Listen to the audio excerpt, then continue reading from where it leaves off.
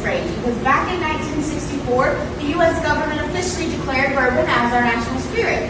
And in doing so, they have given us 5 distinct rules to make sure we are definitely making some bourbon and not just some plain old whiskey.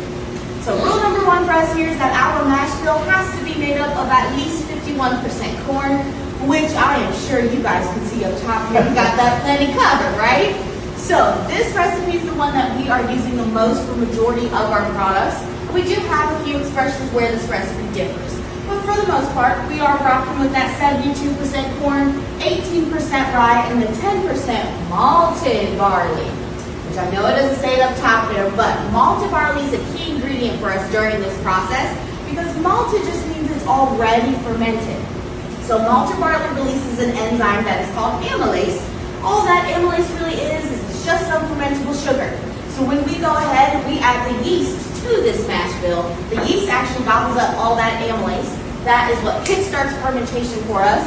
We're going to get a few byproducts of that process. So first, we will get a little bit of heat coming off of that mash.